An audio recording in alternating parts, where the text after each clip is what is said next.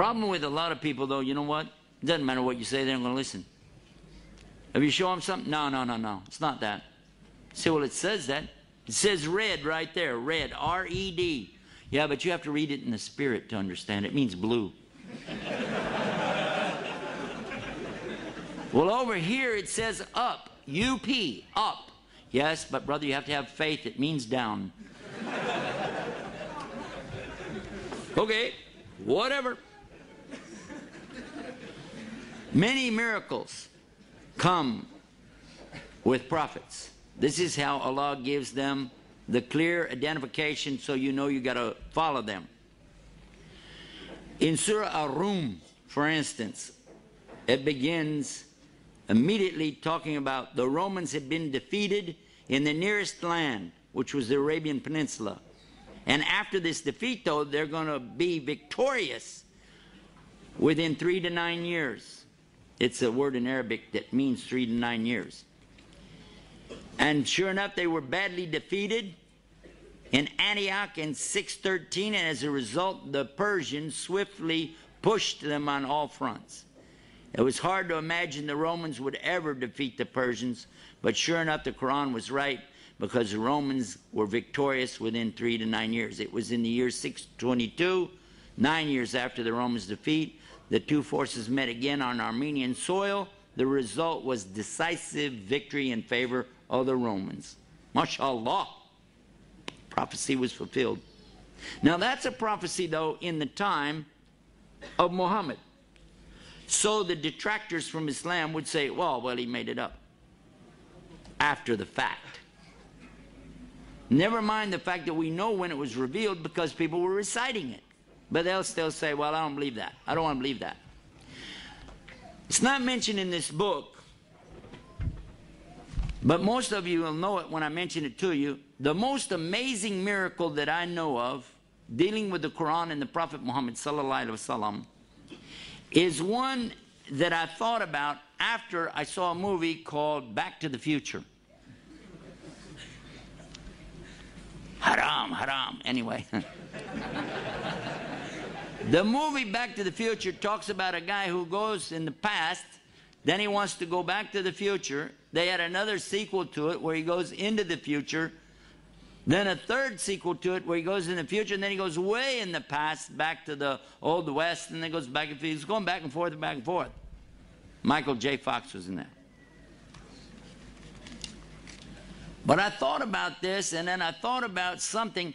Nobody could really predict things that happened in the ancient past that people are arguing about. They don't even know what it is for sure. But somebody to predict something in the past and then make a connection with that to something in the future. Do you think somebody could do that? That would be really tough. I want you to take a subject that happened, let's say, 3,000 years ago, okay? And I want you to take that subject and then predict something about it 1,500 years from now, and let's see how well you can do. Well, the good news is you won't be here, so nobody could blame you. But the Quran is still here, and we just found out something in the 1970s.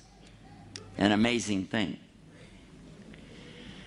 For a long time, centuries, not just the Christians, but even some of the Jews, people have been arguing about Moses, alayhi salam. Did he really even exist, or was he just somebody that they made the story up about? Big-time scholars of the Bible have actually said that this is just a nice story. There really wasn't anybody named Moses. There wasn't anybody named Pharaoh. There really was no incident of the Jews being taken into captivity or the punishment that they went through and then being saved and taken away from that. It's just something that somebody made up. And they even say it was made up probably during the Babylonian exile, which did happen. This is on record. And when they came back from it, they just put all that together to kind of, encourage the troops and stuff like that. This is actually in books that I've read about the scholars of the Old Testament. So the Prophet ﷺ only repeats what he hears. The angel Jibril is a representative of Allah and tells him to recite. He recites, and what he hears, he recites, and the people recite the same thing. And we've been doing that mouth to ear and ear to mouth ever since. In the Quran, there's a statement, a strange statement, that was actually discovered by a non-Muslim in the early 70s. He was one of the world's top surgeons and lecturers, scientists from France, Dr. Maurice Bucaille.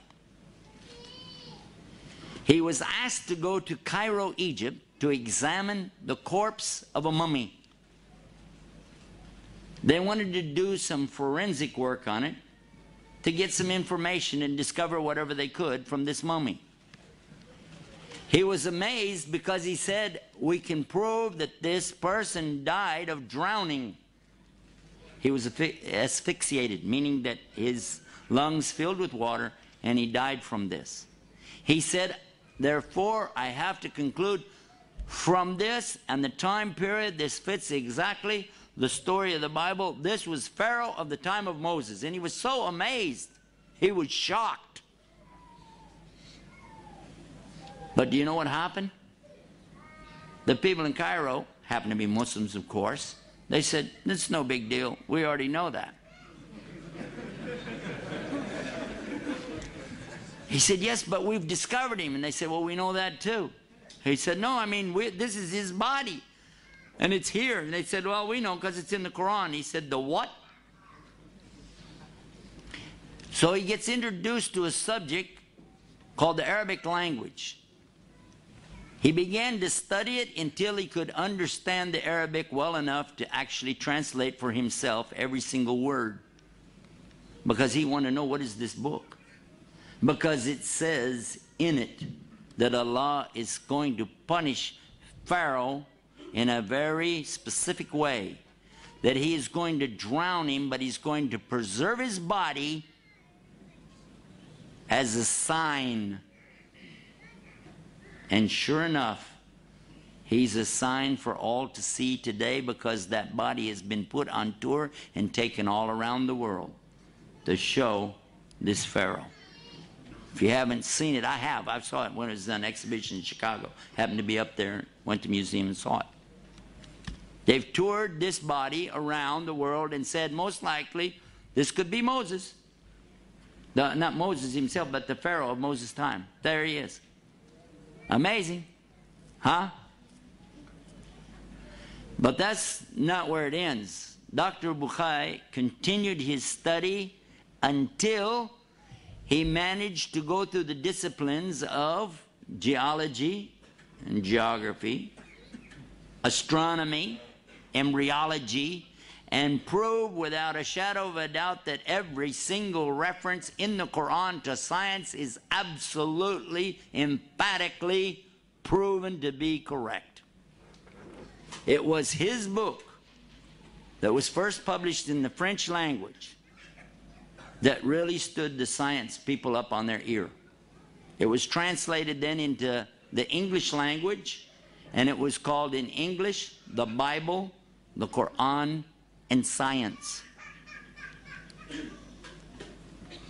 He wrote another book, The Origin of Man, because it became evident, without any doubt, what Allah had said in the Quran proves there is a God, a creation, and human beings did not come from monkeys. And we believe that as Muslims. Although I still wonder, you know, when I look at my brother-in-law, I can't help but think that, never mind, this is another subject.